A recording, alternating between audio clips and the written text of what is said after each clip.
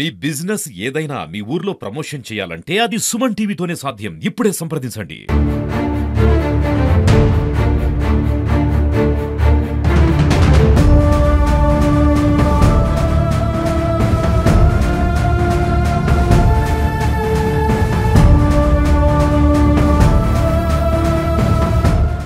యాదాద్రి భువనగిరి జిల్లాలో దళాలదే వడ్ల కొనుగోలు రాజ్యం కాకూడదనే ఉద్దేశంతో కలెక్టర్ విస్తృతంగా తనిఖీలు చేస్తున్నాడు. కలెక్టర్ యాదాద్రి భువనగిరి జిల్లా కలెక్టర్ హనుమంతరావు పర్యటన మాత్రం, ఎందుకంటే యాదాద్రి భువనగిరి జిల్లాకు సంబంధించి వడ్ల కొనుగోలు కేంద్రాలు అన్ని కూడా తిరుగుతున్న సందర్భం చెప్పవచ్చు. నిజంగా ఇటు భువనగిరి, అటు ఆలేరు, ఇటు మొత్తం కూడా చౌటుప్పల్ ఏరియాలో కూడా మొత్తం తిరుగుతున్నటువంటి పరిస్థితి మనం నిన్న చూసాం. రాజపేట మండలం సంబంధించి రేణుకుంట, దూది వెంకటాపూర్ పిఎస్సిఎస్ కేంద్రాల్లో దళారుల రాజ్యం వెళ్లారనే విషయంలో దళారులకు అమాయక అంటే సన్న చిన్నకారు రైతులను చూసి వారి దగ్గర తక్కువకు ధాన్యం కొనుగోలు చేసి అదే ధాన్యాన్ని నిన్న ఉన్న అంటే ఒక రోజు ముందున్నటువంటి ఒక 10 కుప్పలు ఉంటే ఇమీడియట్లీ వాళ్ళ దగ్గర కొన్నటువంటి ధాన్యాన్ని తీసుకొచ్చి పిఎస్సిఎస్ సెంటర్ తీసుకొచ్చి అక్కడ పెట్టడం ద్వారా కొంచెం డౌట్ రావడం వల్ల మొత్తం కూడా అక్కడ తనిఖీ చేయడం జరిగింది.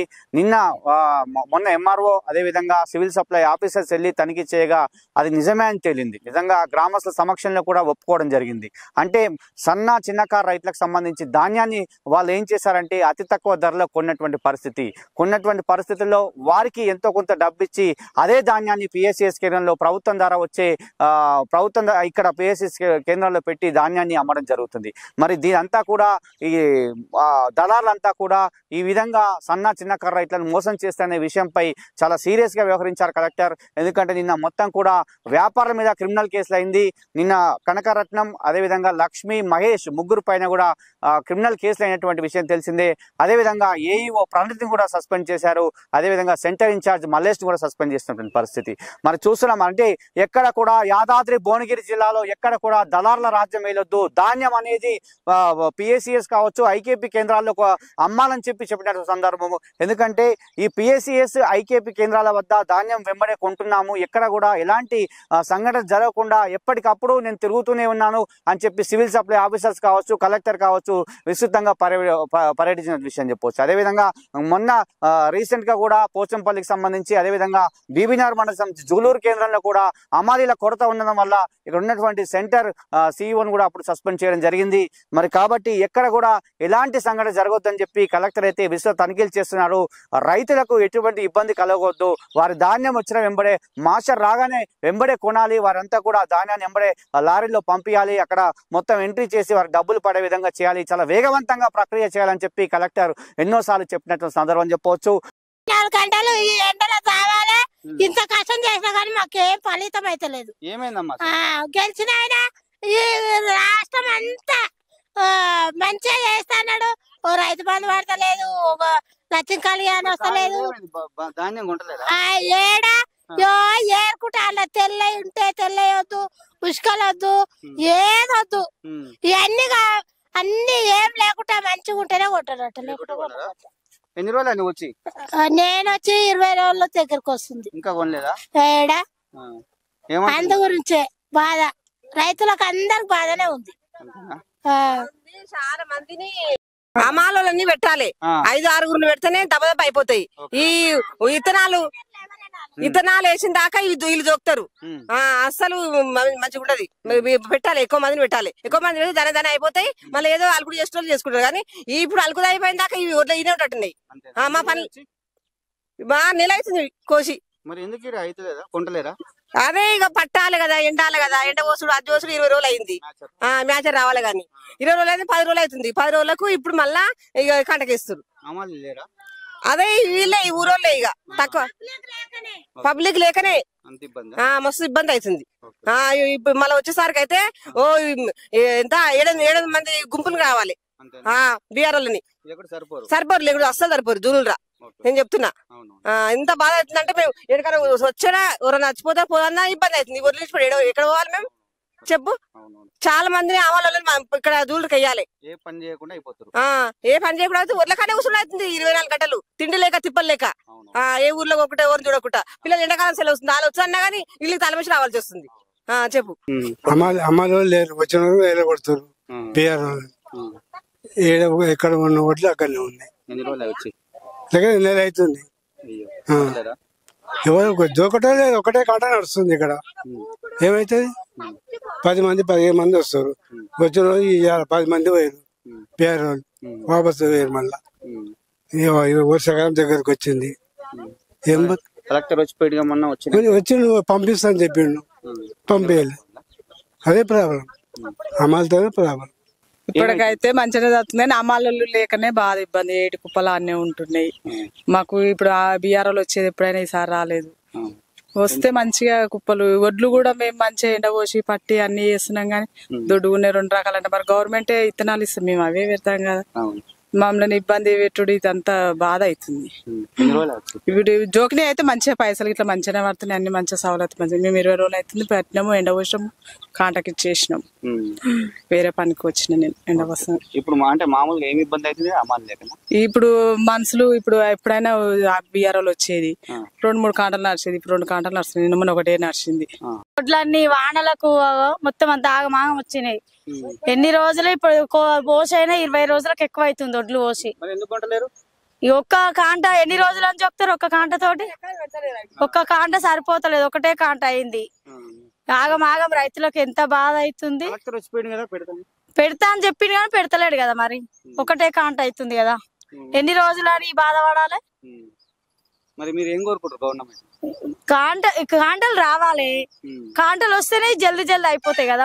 3-4 కాంటలు పెడితే ఒక్క కాంట తోటి ఎన్ని రోజులు అని చేస్తారు కాదా? మరి మేము ఎన్ని రోజులు అని ఇప్పుడు వస్తే మీ ఎండకు ఈడ నీళ్లు తాగకుండా అన్నం తినకుండా పొద్దుగాలు వచ్చి పొద్దుక దాకా ఎండలకు ఆగమాగము ఎంత ఇది ఉంటది, ఎన్ని బాధలు అవుతున్నాయి. కొనాలి కదా మరి. మేము మాకు ఎంత 6 నెలలు బాధపడ్డాము, 6 నెలలు పెట్టుబడి పెట్టి ఏమిటికి మాకు గిన్నెలనే కదా వచ్చేది. మేము చేత చేస్తే మేము కౌళ్ళకి చేస్తే మేము మన సొంత భూముల, ఇప్పుడు మంది భూముల మన భూములు ఉండే ఇప్పుడు వాళ్ళకు కూడా లేబర్ లేరు, సరిపోను లేరు.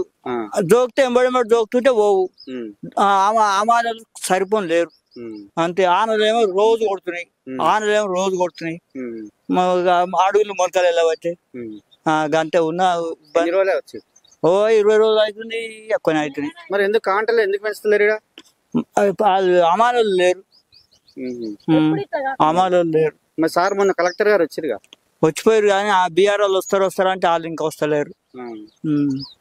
చాలా ఉన్నాయి కుప్పలు, ఇంకా మస్తు ఉన్నాయి. అక్కడ మడికట్ల అన్ని ఉన్నాయి.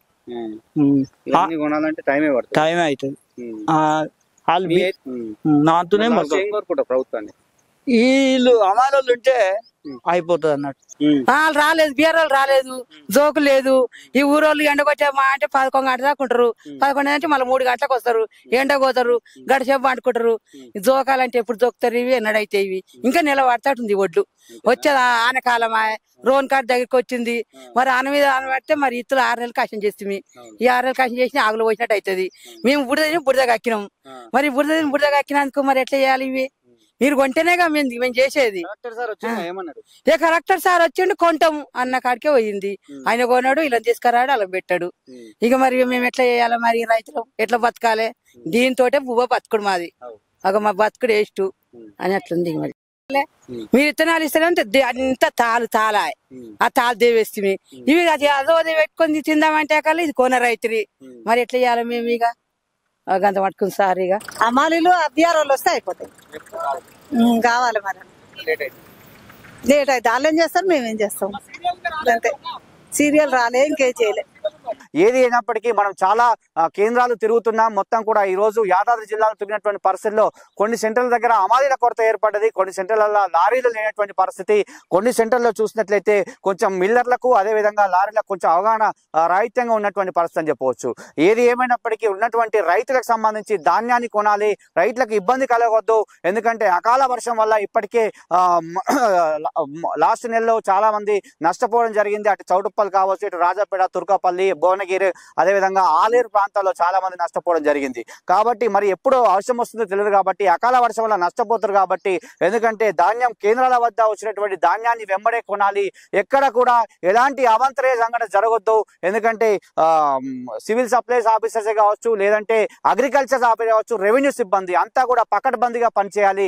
ఎందుకంటే 3 సమన్వయంతో పనిచేస్తేనే వర్క్ ముందుకెళ్తుంది కాబట్టి వాళ్ళంతా కూడా సమన్వయంగా పనిచేసి ధాన్యం కొనుగోలు వేగవంతం చేయాలని చెప్పిన సందర్భం చెప్పవచ్చు. కలెక్టర్ అయితే రోజు కూడా కాన్ఫరెన్స్ నిర్వహిస్తున్నాడు. ఎంత ధాన్యం పోతుంది, ఎంత గతంలో 3 లక్షల పైగా టన్నులు ధాన్యాన్ని కొన్నటువంటి పరిస్థితి. మరి ఇంకా కూడా ఇప్పుడు ఉన్నటువంటి ధాన్యం ఇంకా ఎంత ఉంది ఏంటనేది కూడా ఎప్పటికప్పుడు చూస్తున్న పరిస్థితి చెప్పవచ్చు. ఎప్పటికప్పుడు ట్యాబ్ లో ఎంటర్ చేస్తున్నారు. మరి ఎంత ధాన్యం పోతుంది, వాళ్ళకి ఎంత అమౌంట్ పడ్డదని కూడా డీటెయిల్స్ తీసుకున్నటువంటి పరిస్థితి చెప్పవచ్చు. సివిల్ సప్లైస్ అధికారులు కూడా ఎప్పటికప్పుడు పర్యటిస్తున్నారు. ఇటు బీబీనార్ ఎక్కువగా ఈ మన మూసీ ప్రాంతమైనటువంటి ఎక్కువ ఇక్కడ ధాన్యం కొనుగోలు కేంద్రాలు ఎక్కువ ఉంటాయి. పోచంపల్లి, బీబీనార్ ఈ ప్రాంతంలో కాబట్టి ఇక్కడ కూడా అతి ఎక్కువగా ధాన్యం కొనుగోలు జరుగుతుంది కాబట్టి ఇక్కడ కూడా లారీలను కూడా ఎక్కువ ఏర్పాటు చేయాలి. అమాలీల కొరత ఉండొద్దని చెప్పినటువంటి సందర్భం. మరి అదేవిధంగా ధాన్యం కొనుగోలు కేంద్రాల ఎలాంటి ఇబ్బంది కలగదు, రైతులకు కనీసం తాగునీరు కూడా అందించాలని చెప్పినటువంటి సందర్భం చెప్పవచ్చు. వాళ్ళకు ఈ కవర్సే కావచ్చు అన్ని కూడా ఇవ్వాల్సిన పరిస్థితి చెప్పవచ్చు. మనం చూస్తున్నాం ఇక్కడ కూడా చాలా కుప్పలు ఉన్నాయి. మనం జూలూరు సెంటర్ లో ఉన్నాం. ఈ జూలూరు సెంటర్ దగ్గర కూడా ఎన్నో కుప్పలు ఉన్నాయి రైతులకు సంబంధించి. మరి అంతా కూడా మాచర్ రావాలి, మాచర్ వచ్చినాక దీన్ని కొంటారని చెప్తున్నారు. కాబట్టి 17% వస్తేనే తీసుకుంటున్నారు. దీని అంతా కూడా ఈ 17% వచ్చిన తర్వాత ఏఈఓ ధృవీకరించి దీన్ని ధాన్యం అయితే అమ్మినటువంటి పరిస్థితి. మరి ఇక్కడ మూసీ బెల్ట్ కాబట్టి బి గ్రేడ్ గానే పరిగణిస్తున్నారు. ఎందుకంటే ఏ గ్రేడ్ గా పరిగణించాలంటే మూసీ బెల్ట్ మొత్తం కూడా బి గ్రేడ్ అట. మరి ఏ గ్రేడ్ గా పరిగణించాలి, తేమ అంటే తాలు శాతం లేకుండా అదేవిధంగా తేమ శాతం 17 ఉండి వాళ్ళందరూ కూడా ఏ గ్రేడ్ ఇవ్వాలని చెప్పి కొన్ని మండలాల్లో కూడా చాలా మంది మనకు కోరినటువంటి విషయం చెప్పవచ్చు. మనం చూస్తున్నాం రైతులు అందరూ కూడా ఉదయమే వచ్చి ఇక్కడ ఉన్నటువంటి వారి ధాన్యాన్ని అమ్మడానికి అంటే లైన్ లో వాళ్ళకు టోకెన్ సిస్టమ్ ద్వారా చేస్తున్న పరిస్థితి. సెంటర్ లో ఇన్ఛార్జ్ పకడ్బందీగా ఉండాలి, ఏఈఓలు పకడ్బందీగా విధులు నిర్వర్తించాలి. అదే విధంగా అంటే ఏ ఒక్కరు కూడా అలసత్వం వహించొద్దు, మొత్తం కూడా ఎక్కడ కూడా రైతులకు ఇబ్బంది కలిగించొద్దు. ప్రతి ధాన్యం గింజను కొంటాము, ప్రతి రైతుకు న్యాయం జరిగే విధంగా చేస్తామని చెప్పి కలెక్టర్ అదే విధంగా అగ్రికల్చర్ ఆఫీసర్లు, సివిల్ సప్లై ఆఫీసర్లు మనతో చెప్పినటువంటి విషయం చెప్పవచ్చు. మరి నిజంగా ఈ సెంటర్ కేంద్రాల వద్ద తిరుగుతున్నాం. గతంలో కూడా మనం జూలూరు సంబంధించి లాస్ట్ ఇయర్ కూడా మనం చేసాము. ఎన్నో సెంటర్లు తిరిగినటువంటి పరిస్థితి. ఈ జూలూరు కేంద్రాల్లో మాత్రం విపరీతమైనటువంటి ధాన్య కేంద్రాలు అయితే కుప్పలైతే మనకు కనిపిస్తున్న పరిస్థితి మనం చూస్తున్నాం.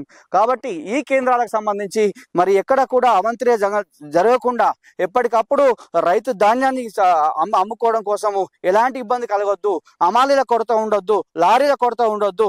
కాబట్టి ఎప్పటికప్పుడు ట్యాబ్ లో ఎంట్రీ చేయాలి. అందుకే అగ్రికల్చర్ ఆఫీసర్లు కావచ్చు, అదేవిధంగా సివిల్ సప్లై కావచ్చు, అదేవిధంగా రెవెన్యూ సిబ్బంది కావచ్చు, అంతా కూడా సమన్వయంతో పనిచేయాలి. ప్రతి ఒక్కరు పనిచేసి ఈ ధాన్యం కొనుగోలు కేంద్రాల వద్ద ఉన్నటువంటి ధాన్యాన్ని మొత్తం కూడా కొనాలని చెప్పి తీసుకెళ్లాలని చెప్పి కోరినటువంటి సందర్భం చెప్పవచ్చు. మనం చూస్తున్నాం రైతులు కూడా చాలా మంది ఉదయం నుండి ఎండకు కూడా లెక్క చేయకుండా వారి ధాన్యాన్ని అయితే ఇక్కడ వారి కుప్పల దగ్గర వారంతా కూడా మొత్తం కూడా మొత్తం కూడా ఎండబెడుతున్నటువంటి పరిస్థితి. ఎందుకంటే మాచర్ వస్తే కొంటారు కాబట్టి ఆ మ్యాచర్ వచ్చే విధంగా వాళ్ళంతా కూడా మొత్తం ఎండబెడుతున్నటువంటి పరిస్థితి అని చెప్పవచ్చు. మరి ఏది అయినప్పటికీ యాదాద్రి జిల్లాలో ఉన్నటువంటి ధాన్యం కొనుగోలు అయితే వేగవంతం చేస్తున్నాం. ఎట్టి పరిస్థితుల్లో ప్రతి గింజ కూడా కొంటాం. దళారులను నమ్మవద్దు, దళారులకు అమ్మవద్దు. ఆ దళారులు కూడా మళ్ళీ వచ్చి ఇలాంటి కేంద్రాల వద్దే వాళ్ళు కూడా కుప్పలు వేసేటువంటి పరిస్థితి. కాబట్టి ఇలాంటి వాటిని ఎట్టి పరిస్థితుల్లో సహించలేమని చెప్తున్నారు. నిన్న జరిగినటువంటి రాజపేట సంఘటనలో మాత్రం 3 సస్పెండ్ కావడం జరిగింది. అదేవిధంగా ఇంకా కూడా అంటే ఏ కేంద్రాల వద్ద కూడా దళారులు అయితే ఒకవేళ తెలిస్తే అయితే క్రిమినల్ కేసులు నమోదు చేస్తామని చెప్పి నిన్న కలెక్టర్ చెప్పినటువంటి విషయం. మరి యాదాద్రి జిల్లాలో ఎట్టి పరిస్థితుల్లో దీన్ని సహించబోమని చెప్పి కలెక్టర్ అయితే నిన్న కాన్ఫరెన్స్ ద్వారా కూడా చెప్పడం జరుగుతుంది.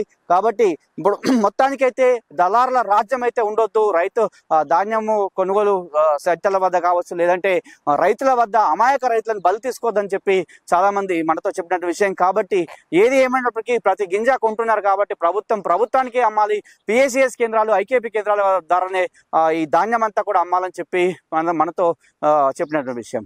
కాబట్టి ఈ ధాన్యం ఇక్కడ ఉన్నటువంటి ధాన్యాన్ని ఎక్కడెక్కడైతే ఎంత ధాన్యం ఉంది అంతా కూడా సరి చేసుకొని ప్రతి మండలాల వారీగా ఎక్కడెక్కడ ఏ సెంటర్లో ఏ పెద్ద సెంటర్లు ఎక్కడ ఉన్నాయి, ఎక్కడ ధాన్యం ఎక్కువ వస్తుందో అంతా కూడా చూసుకొని అమ్మాల్సినటువంటి బాధ్యత ఉంది. కాబట్టి ఆ విధంగా చేసి ధాన్యాన్ని అంతా కూడా కొనాలని చెప్పి కోరుకుంటున్నారు. ఇది ధాన్యం కేంద్రాల వద్ద ఉన్నటువంటి పరిస్థితి. అరుణ్తో శరత్, యాదాద్రి భువనగిరి జిల్లా.